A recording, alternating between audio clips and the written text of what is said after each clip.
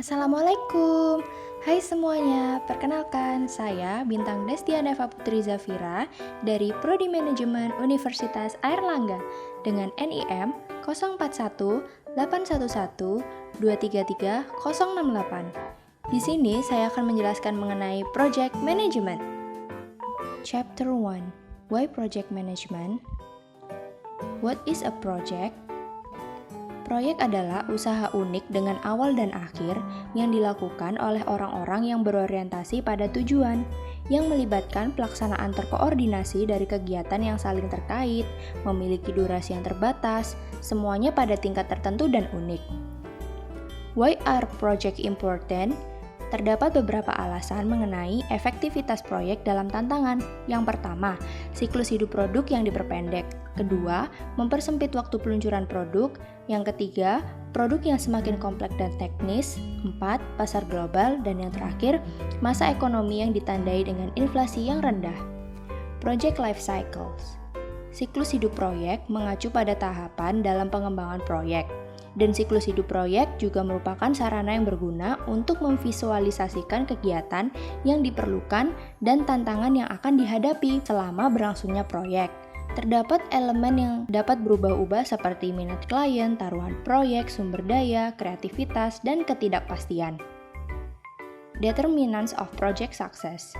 Terdapat 4 faktor penting untuk dicapai dalam menjadikan proyek yang sukses, yaitu waktu, anggaran, performa, dan penerimaan klien. Selain itu, terdapat 4 dimensi kesuksesan proyek yang relevan, seperti efisiensi proyek, dampak pada pelanggan, kesuksesan bisnis, dan mempersiapkan masa depan. Chapter 2. The Organizational Context, Strategy, Structure, and Culture. Project and Organizational Strategy. Ada 3 komponen model strategi perusahaan, yaitu formulasi, implementasi, dan evaluasi. Proyek telah disebut sebagai batu loncatan dari strategi perusahaan. Ide ini menyiratkan bahwa keseluruhan visi strategi organisasi adalah kekuatan pendorong di balik pengembangan proyeknya. Stakeholder Management. Stakeholder didefinisikan sebagai semua individu atau kelompok yang memiliki kepentingan aktif dalam proyek dan berpotensi dapat berdampak baik secara positif maupun negatif dalam perkembangannya. Terdapat 2 tipe stakeholder. Yang pertama, internal stakeholder yang meliputi manajemen puncak, akuntansi, anggota tim proyek, dan lain-lain. External stakeholder meliputi klien, pesaing, pemasok, lingkungan, dan lain sebagainya. Form of organizational structure. Terdapat jenis-jenis struktur. Struktur yang pertama yaitu organisasi fungsional, di mana perusahaan disusun dengan mengelompokkan orang-orang yang melakukan hal serupa dalam kegiatannya ke dalam suatu departemen. Yang kedua, organisasi proyek. Perusahaan disusun dengan mengelompokkan orang-orang ke dalam tim proyek di tugas sementara. Organisasi yang ketiga yaitu organisasi matriks, di mana perusahaan disusun dengan membuat hierarki ganda yang berfungsi dan proyek memiliki keunggulan yang sama. Dan yang terakhir, organizational culture. Definisi budaya dalam implementasinya merujuk pada aturan perilaku tidak tertulis atau norma yang digunakan untuk membentuk dan memandu perilaku yang dimiliki bersama oleh beberapa subset anggota organisasi yang diajarkan kepada semua anggota baru dari perusahaan. Chapter 3. Project Selection and Portfolio Management. Approaches to Project Screening and Selection. Teknik pemilihan proyek itu terdapat 4 metode. Metode pertama yaitu checklist model.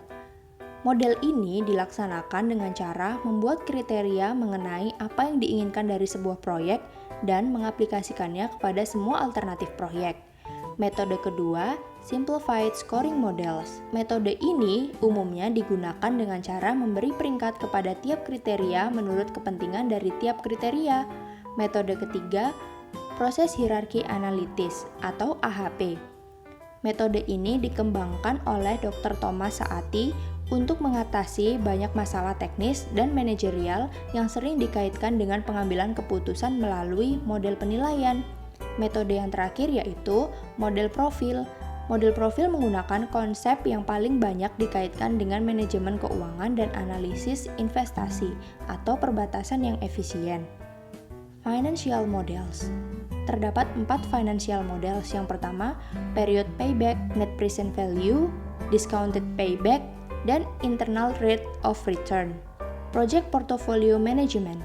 Manajemen portofolio proyek adalah proses sistematis dalam memilih, mendukung, dan mengelola kumpulan proyek perusahaan. Cooper menyarankan ada 4 tujuan dari manajemen portofolio proyek. Yang pertama, memaksimalkan nilai portofolio. Kedua, mencapai keseimbangan yang tepat. Ketiga, mencapai portofolio selaras. Dan yang keempat, penyeimbangan sumber daya. Chapter 4, Leadership and the Project Manager. How the project manager leads. Yang pertama, acquiring project resources. Taktik umum manajer proyek dalam menghadapi kekurangan sumber daya adalah mengandalkan negosiasi atau taktik politik untuk mempengaruhi manajemen puncak dalam memberikan dukungan tambahan. Yang kedua, motivating and building teams. Dalam mempertimbangkan bagaimana motivasi individu dalam tim proyek, penting untuk mengetahui hal itu. Motivasi akhirnya datang dari dalam diri kita masing-masing. Ia tidak dapat dirangsang hanya oleh kehadiran eksternal. Yang ketiga, having a vision and fighting fires. Manajer proyek harus mampu berpikir secara strategis dan mempertimbangkan gambaran besar untuk proyek mereka. Namun, pada saat yang sama, krisis dan tantangan proyek lainnya yang terjadi setiap harinya biasanya mengharuskan manajer proyek untuk segera membuat keputusan taktis untuk memecahkan masalah saat ini dan berorientasi pada detail. Traits of effective project leaders. Terdapat 3 studi secara khusus memberikan penjelasan yang berharga tentang sifat tuntutan khusus yang dihadapi manajer proyek. Studi pertama yaitu menganalisis data dari beberapa sumber dan mensintesis serangkaian faktor yang sama-sama dimiliki oleh para pemimpin proyek yang paling efektif. Studi kedua mengidentifikasi karakteristik yang terkait dengan pemimpin tim proyek yang efektif, dan studi ketiga tentang kemampuan yang diperlukan untuk manajer proyek yang efektif. Project Champions. 3 juara khusus yang paling umum yaitu Creative Originator, Entrepreneur, Godfather or Sponsor, and Project Manager. The New Project Leadership. Dr. Warren Bennis merangkum 4 kompetensi yang menentukan kesuksesan kita sebagai pemimpin proyek. Yang pertama, pemimpin baru memahami dan mempraktikkan kekuatan penghargaan. Kedua, pemimpin baru terus mengingatkan orang tentang apa yang penting. Yang ketiga, pemimpin baru menghasilkan dan mempertahankan kepercayaan. Yang keempat, pemimpin baru dan yang dipimpin adalah sekutu yang dekat. Project Management and Ethics. Terdapat beberapa kode etik yang umumnya digunakan, yaitu tanggung jawab, hormat, keadilan, dan kejujuran.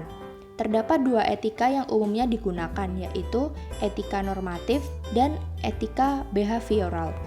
Etika normatif adalah menekankan proses penghasilan dan karakter. Etika behavioral merupakan sebuah studi dalam memahami mengapa anggota bertingkah seperti itu dalam lingkungan kerjanya. Chapter 5, Scope Management. Conceptual Development. Permasalahan yang dapat terjadi jika perusahaan tidak melakukan langkah konseptual development terlebih dahulu adalah biaya dan waktu yang dikeluarkan melampaui biaya dan waktu pada awalnya. Karena anggota tim kurang memahami apa yang diinginkan atau yang dicapai oleh perusahaan melalui proyek tersebut. The Scope Statement. Pernyataan scope statement atau ruang lingkup, inti dari manajemen ruang lingkup mencerminkan upaya terbaik tim proyek dalam membuat dokumentasi dan persetujuan dari semua parameter proyek penting sebelum melakukan ke fase pengembangan. Scope Reporting. Pelaporan ruang lingkup memiliki fungsi ini dengan menentukan jenis informasi yang akan dilaporkan secara berskala, siapa yang akan menerima salinan informasi ini, dan bagaimana informasi ini akan diperoleh dan disebarluaskan. Control System. Sistem kontrol sangat penting untuk memastikan bahwa setiap perubahan pada baseline proyek dilakukan secara sistematis dan menyeluruh. Manajer proyek dapat menggunakan sejumlah sistem kendali proyek untuk melacak status proyek mereka, termasuk configuration control, design control, trend monitoring, document control, specification control, dan acquisition control. Project Management and Sustainability. Pembangunan berkelanjutan didefinisikan dengan melibatkan pencarian aktivitas yang memenuhi kebutuhan saat ini tanpa mengorbankan kebutuhan yang masa mendatang. Keberlanjutan melibatkan upaya untuk mempromosikan triple bottom line, yaitu menyeimbangkan keberlanjutan ekonomi, keberlanjutan sosial, dan kelestarian lingkungan. Chapter 6, Project Team Building, Conflict and Negotiation. Building the Project Team. Terdapat gambar yang mana mengilustrasikan sebagai anggota tim proyek direkrut. Karakteristik of effective project team. Terdapat karakteristik dalam tim proyek yang efektif. Yang pertama, a clear sense of a mission. Kedua, a productive interdependency. Ketiga, coefficients. Yang keempat, trust. Kelima, enthusiasm. Dan yang terakhir, result orientation. Reason why teams fail. Terdapat beberapa alasan kenapa suatu tim itu gagal. Yang pertama, poorly developed or unclear goals. Kedua, poorly defined project team roles and interdependency. Ketiga, lack of project team motivation. Keempat, poor communication. Kelima, poor leadership. Keenam, turnover among project teams member. Dan yang terakhir, dysfunctional behavior. Stage in group development. Stage pertama, forming. Stage kedua, storming. Stage ketiga, norming. Stage 4, performing. Dan stage yang kelima, adjourning. Achieving cross-functional cooperation. Yang pertama, superordinate goals. Kedua, rules and procedure. Ketiga, physical proximity. Keempat, accessibility. Kelima, outcome of cooperation, tasks, and psychosocial result. Virtual project teams. Tim virtual disebut sebagai tim yang tersebar secara geografis yang mana melibatkan penggunaan media elektronik termasuk email, internet, dan telekonferensi lainnya menghubungkan bersama anggota tim proyek yang tidak ditempatkan di tempat fisik yang sama. Conflict management. What is a conflict? Konflik adalah proses yang dimulai ketika seseorang merasa telah membuat frustasi atau akan menggagalkan masalah utama. Method for resolving conflict. Terdapat 5 metode untuk mengatasi masalah. Yang pertama, mediate the conflict. Kedua, arbitrate the conflict. Ketiga, control the conflict. Keempat, accept the conflict. Dan yang terakhir, eliminate the conflict. Negotiation.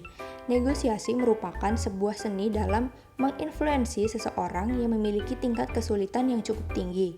Terdapat principle negotiation.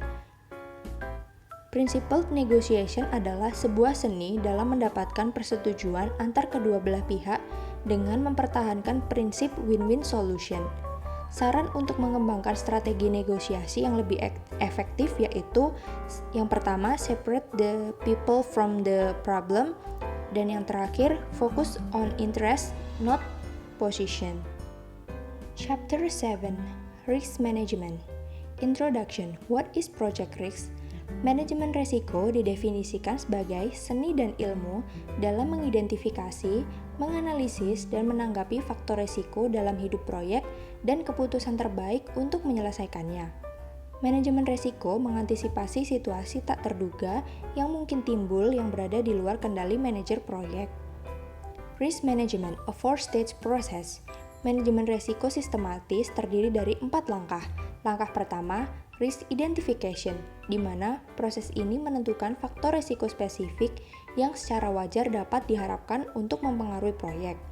Langkah kedua, analysis of probability and consequences. Dampak potensial dari resiko ini ditentukan oleh seberapa besar kemungkinan hal itu terjadi dan pengaruhnya terhadap proyek jika hal itu benar-benar terjadi. Langkah ketiga, risk mitigation strategies. Langkah-langkah yang diambil untuk meminimalkan potensi dampak dari faktor-faktor resiko yang dianggap cukup mengancam proyek. Langkah terakhir, control and documentation.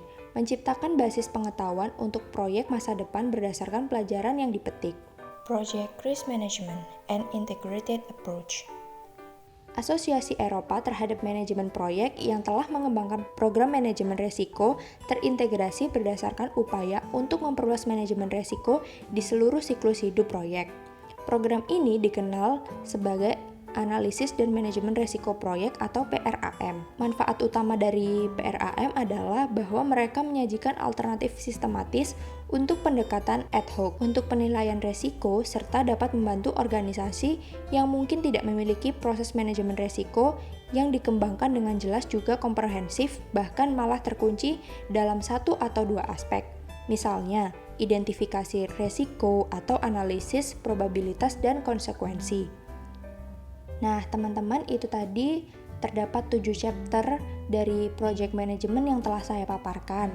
Jadi, kesimpulan dari materi yang saya berikan yaitu project management mengajarkan kita tentang apa itu project management, dapat mengerti lingkup organisasi, bagaimana kepemimpinan di suatu proyek, portofolio manajemen, dan lain sebagainya.